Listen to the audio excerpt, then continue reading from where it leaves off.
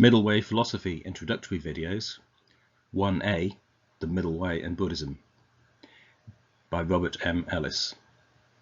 This is a tributary video to video number 1 and you're advised to watch video number 1 first.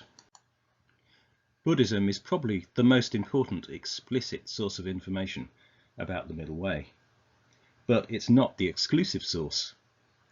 There are many other thinkers, religions, scientists and so on who can give us degrees of information about the Middle Way. Indeed, information about the Middle Way in Buddhism is also a matter of degree. We find some information about it and we find other information that distracts from it. There are many different schools and teachers in the Buddhist tradition, but they all stem back to the Buddha, the founder of the whole tradition. The Buddha is a great source of both insight and inspiration about the Middle Way, and one of the best places to start in getting to grips with that is with his life story. The Buddha's life story is symbolically important. Its historicity is not important. According to the traditional story, he was brought up as a prince in northeastern India in an extremely luxurious, very enclosed and protected lifestyle. The values that dominated that lifestyle were very much those of the value of pleasure and of the fulfillment of social expectations. The Buddha came to see the limitations of that worldview, and that's why he determined to leave. The Buddha then became a homeless religious seeker, and he fell in with a group of 5 ascetics, that is, people who believed that self-torture was the way to enlightenment.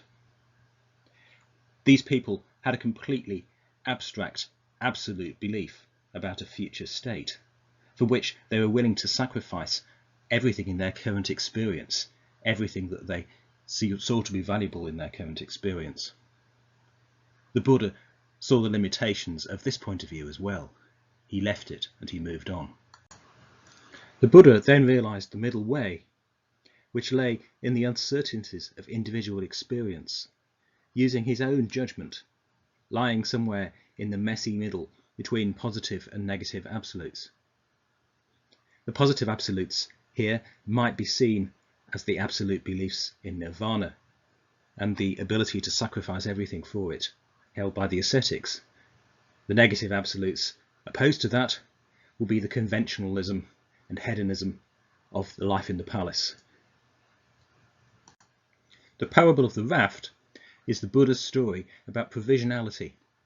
Imagine that a man took a raft across a river.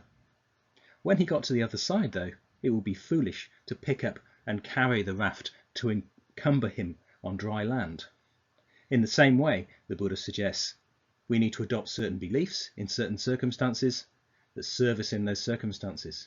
We don't want to be encumbered with them beyond that. In another story, the Buddha compares the middle way to the tuning of lute strings. The strings of a lute should be tuned neither too taut nor too slack. In this case, the tuning of the strings of the lute is reminiscent of the states of our bodies. Our bodies can be too taut if they're under too much stress, or they can be too slack if they have too little stress. And those states are very much related to absolute beliefs. Because if we put ourselves under too much stress, that probably means that we have absolute goals that are dominating us too much. On the other hand, if we're too slack, then we're using absolute goals for a different purpose, to excuse ourselves from effort and responsibility.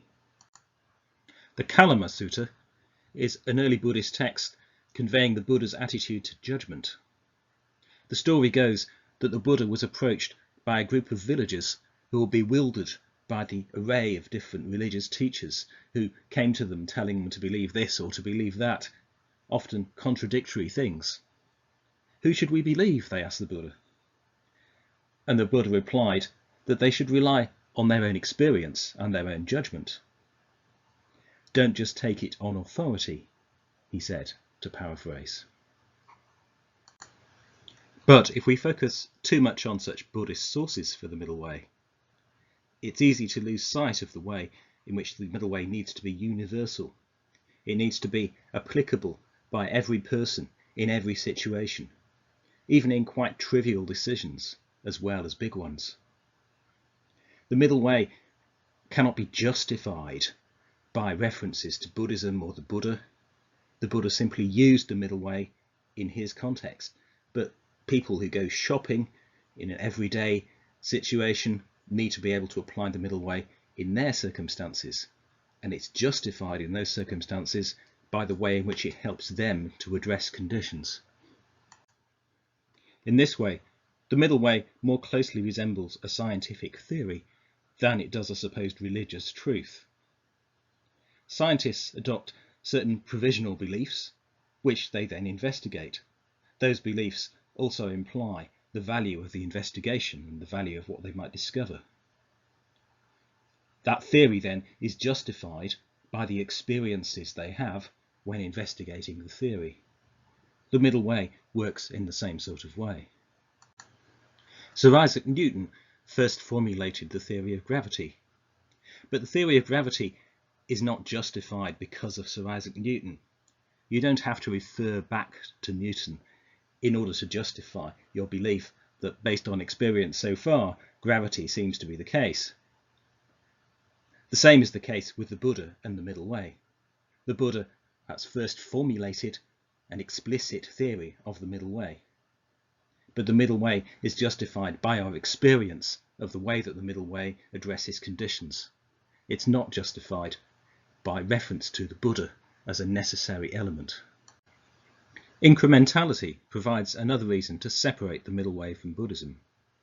Buddhism recognizes incrementality in the idea of a gradual teaching, but that gradual teaching also requires that the middle way is continuous, that we can practice it at any stage, that there are no major interruptions along the way, and that the path has the same value at every point.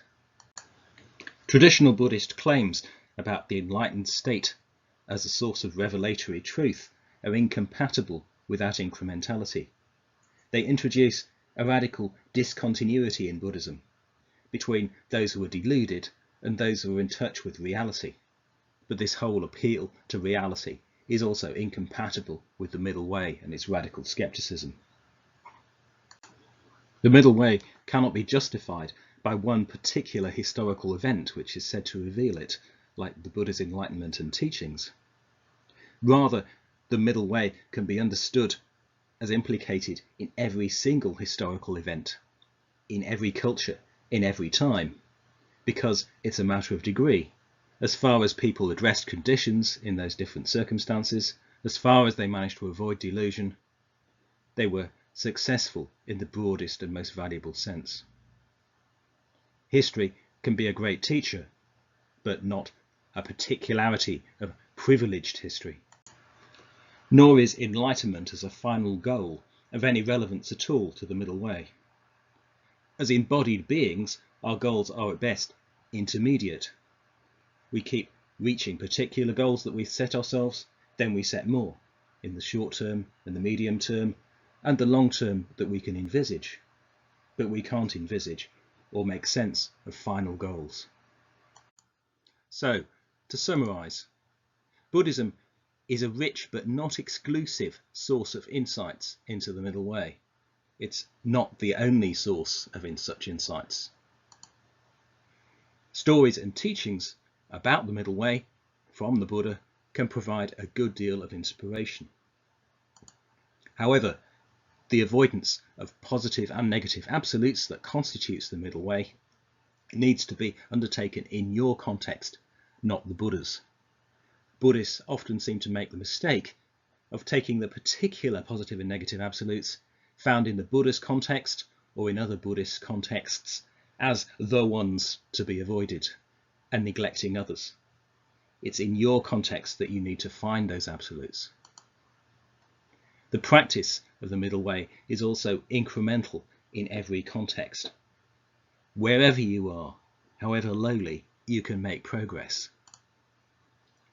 Justification of the middle way depends on experience. It doesn't in any way depend on tradition or on enlightened perspectives, or on historical events. And no final goal is necessary or relevant to human embodied experience. That will be another kind of delusion of the kind that the middle way needs to avoid.